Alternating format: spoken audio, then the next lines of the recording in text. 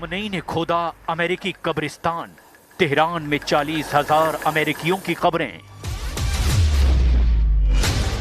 28 दिसंबर 2025 से आज तक ईरान ने साबित कर दिया है कि उसने ईरान के अंदर और ईरान की सरहदों पर दोनों जगहों पर दुश्मनों के हमलों और साजिशों को अब तक नाकाम साबित कर दिया।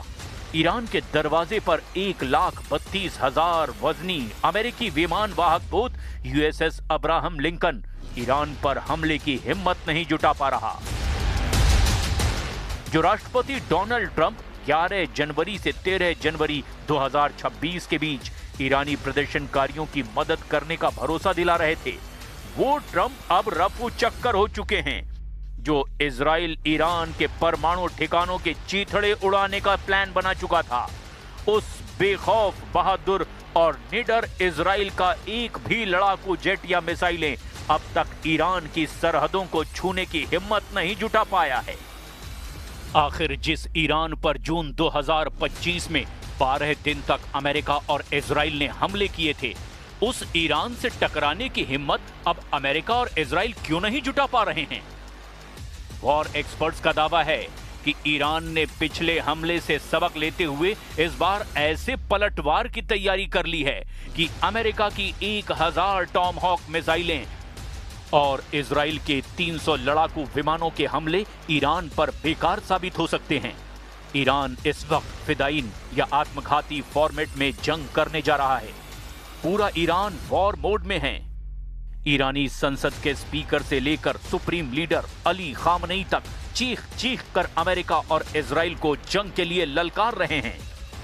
ईरानी मीडिया ने दावा किया है कि सुप्रीम लीडर खामनेई के आदेश पर तेहरान के नजदीक मौजूद सबसे बड़े कब्रिस्तान में अमेरिकी सैनिकों की कब्रें तैयार कर ली गई हैं, जिसमें अमेरिकी सैनिकों को मारने के बाद दफनाया जाएगा।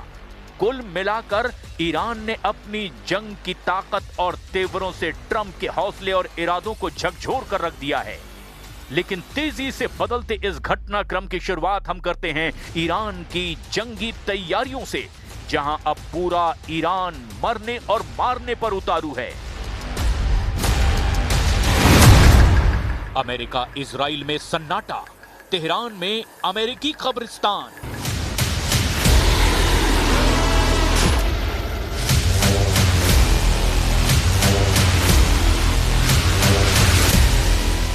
पूरी दुनिया जान चुकी है कि अमेरिका और इजराइल ईरान के मिसाइल पावर से बेहद खौफजदा हैं।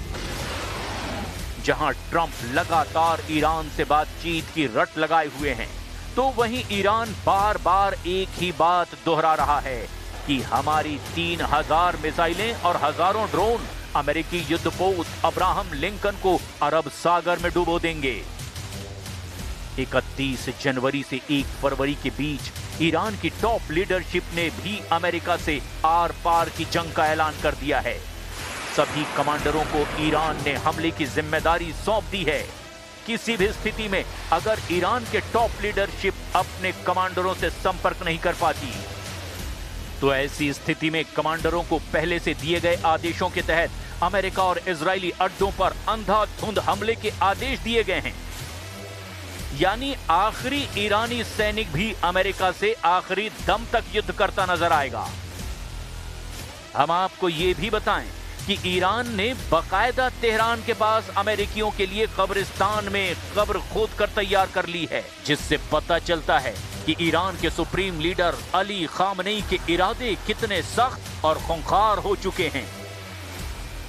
ईरान के इन फैसलों से साफ हो गया है कि वो किसी भी हाल में अमेरिका के सामने झुकेगा नहीं। और अब इसी कड़ी में ईरान ने अमेरिका को लेकर एक और ऐलान कर दिया है।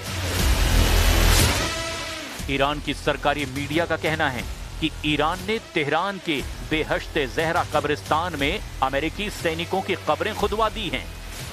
इन कब्रों की संख्या हजारों में है।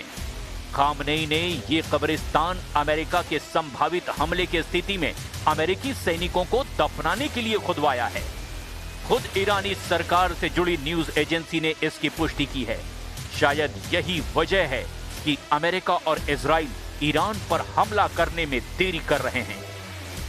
इजराइल के सेना प्रमुख लेफ्टिनेंट जनरल इयाल जमीर ने ईरान और अमेरिका के बीच बढ़ते तनाव को लेकर के 1 फरवरी 2026 को एक बहुत ही महत्वपूर्ण आकलन साझा किया है। इजरायली सेना प्रमुख जनरल इयाल जमीर ने दावा किया कि अमेरिका अगले 2 सप्ताह से 2 महीने के भीतर ईरान पर सैन्य हमला कर सकता है।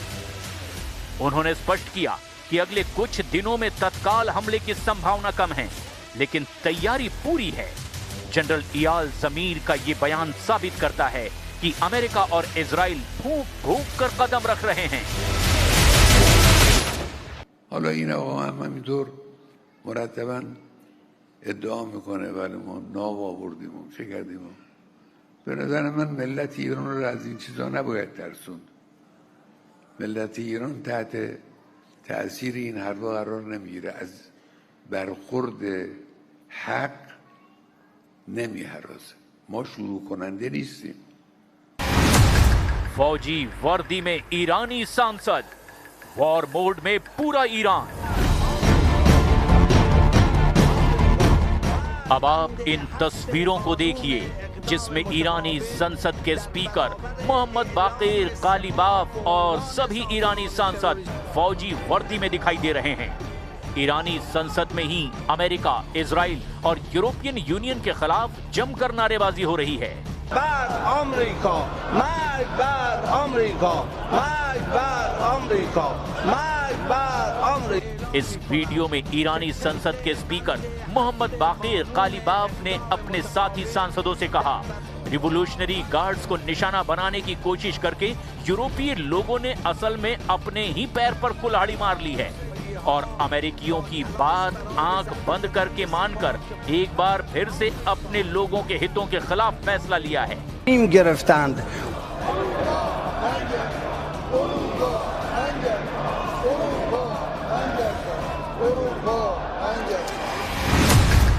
साठ अमेरिकी अड्डों पर हमले की तैयारी, खामनेई ने दिया आखिरी आदेश।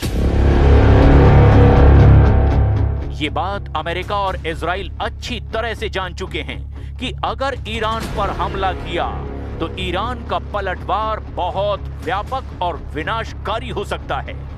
इस वक्त ईरान को रूस और चीन से सैटेलाइट और खुफिया जानकारियां मिल रही है, जबकि अरब सागर में मौजूद चीनी युद्धपोत ईरान को अमेरिकी युद्धपोत अब्राहम लिंकन की पल पल की खबरें दे रहे हैं। बंदर अब्बास जैसे ईरानी बंदरगाहों वाले इलाके पर अब 1000 से ज्यादा आत्मघाती स्पीड बोट हमले को तैयार हैं। मिसाइलें और ड्रोन भी हमले के लिए तैयार हो चुकी हैं। एक रिपोर्ट के मुताबिक मिडिल ईस्ट में अमेरिका के लगभग 40,000 से 50,000 सैनिक तैनात हैं और हाल ही में USS Abraham Lincoln aircraft carrier के आने से करीब 5,700 अतिरिक्त सैनिक इस क्षेत्र में जुड़े हैं। उस हिसाब से पश्चिम एशिया में 60,000 के करीब अमेरिकी सैनिक मौजूद हैं जो पूरी तरह से ईरानी सेना के निशाने पर आ चुके हैं।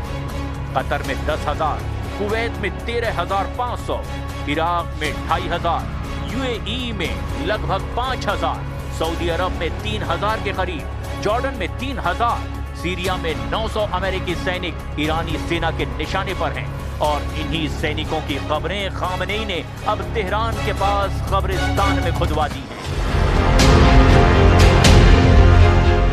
ईरानी सैन्य कमांडरों और अधिकारियों के बयानों के मुताबिक यदि युद्ध छिड़ता है तो उनके प्राइम टारगेट वो अड्डे होंगे जो ईरान की सीमाओं के सबसे करीब हैं। अल-उदीद एयरबेस कतर, क्योंकि यहां से अमेरिका के सबसे खतरनाक लड़ाकू विमान और बॉम्बर उड़ान भरते हैं, ये ईरान की बैलिस्टिक मिसाइलों का पहला निशाना हो सकता है। 5वीं फ्लीट बहरीन, ईरान अपने स्मार्ट मिसाइलों और सुसाइड ड्रोन से फारस की खाड़ी में खड़े अमेरिकी युद्धपोतों को निशाना बनाने की धमकी दे चुका है। ऐन अल असद, इराक, इतिहास गवाह है कि 2020 में कासिम सुलेमानी की मौत के बाद ईरान ने सीधे इसी बेस पर मिसाइलें दागी थी। स्ट्रेट ऑफ हॉर्मुज, हालांकि ये बेस नहीं है, लेकिन ईरान इसे ब्लॉक करके अमेरिकी नेवी को सीधे चुनौती दे सकता है। अल दफरा यूएई अपनी आधुनिक टोही प्रणालियों और निगरानी ड्रोन्स की वजह से ये भी ईरान की सूची में ऊपर है। ईरान ने हाल ही में एक वीडियो जारी किया है जिसमें उसने इन सभी ठिकानों को अपनी मिसाइल रेंज में दिखाया है। अमेरिका ने इसके जवाब में अपने पैट्रियट और थार्ड मिसाइल डिफेंस सिस्टम को हाई अलर्ट पर रखा है। अब देखना यह होगा कि ऐसे हालात में क्या अमेरिका ईरान पर हमला करने की हिम्मत जुटा पाता है या नहीं।